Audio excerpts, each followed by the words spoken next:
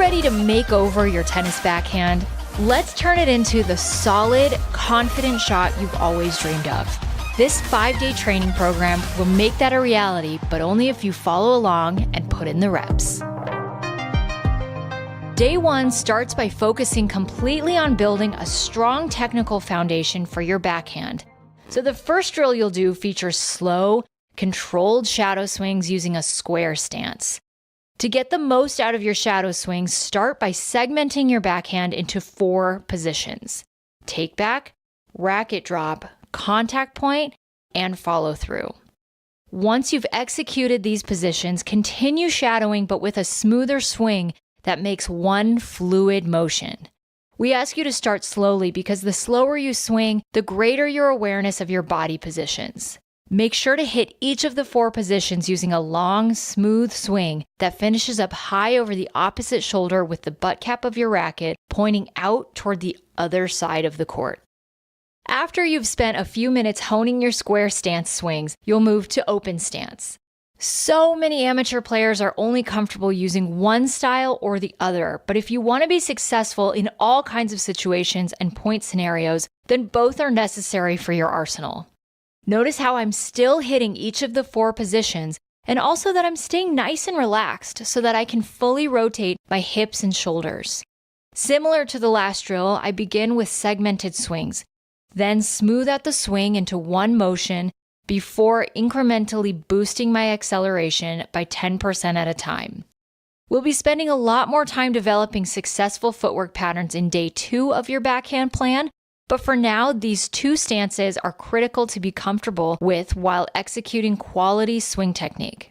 The last key I want you to have is just how important it is that you take video. Even 60 seconds on your smartphone can help you improve faster because you'll be able to tell if you're actually making real improvement or if you're just further cementing the same bad habits.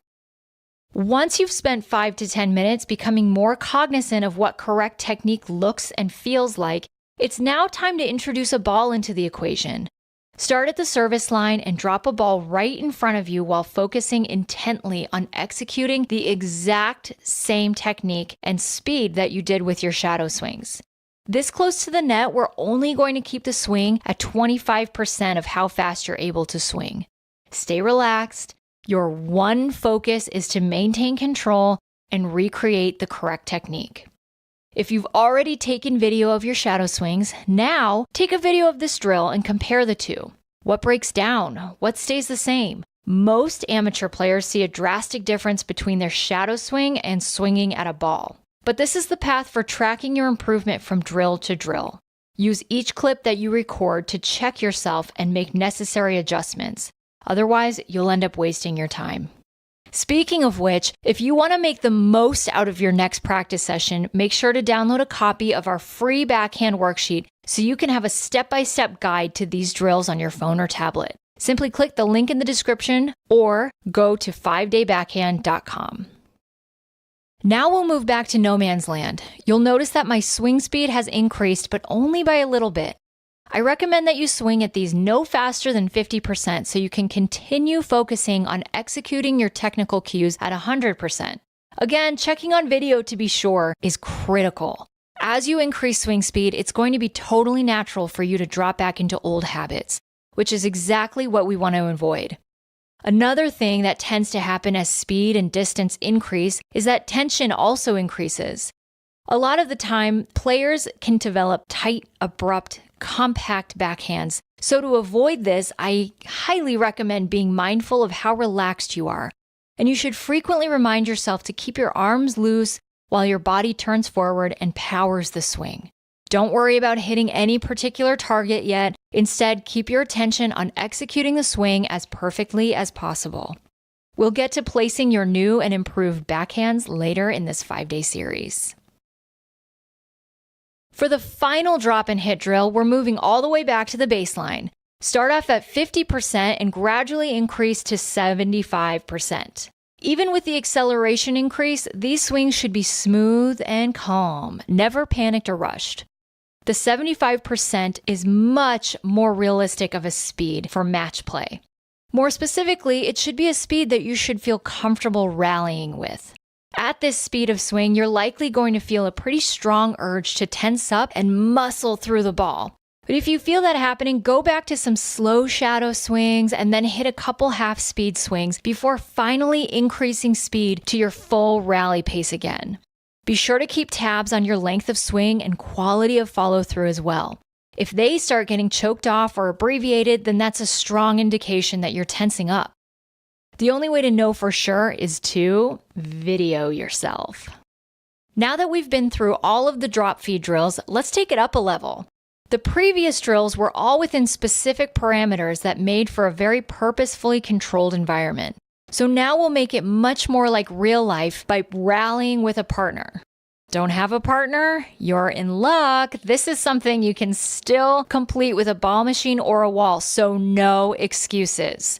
We'll start with short court rallies from the service line. I want you to notice that even though Ian and I are at the service line, we aren't bunting at the ball, but rather our strokes still have good extension and fluidity. Most players aren't comfortable with short court ground strokes because they can't separate the length of their swing from the speed of their swing, which is critical for control and precision. So keep the length long and the speed slow. Focus on all the same technical elements, including body rotation, arm looseness, length of swing, and follow-through. Your tempo should be around the same as those first slow shadow swings from drill 1. Our final drill on day 1 is a controlled baseline rally. The biggest challenge here is controlling the quality of technique now that acceleration will be faster. As with the drop hit progressions, you're going to naturally feel the urge to tense up and shorten your swing compared to the slow, short court rallies.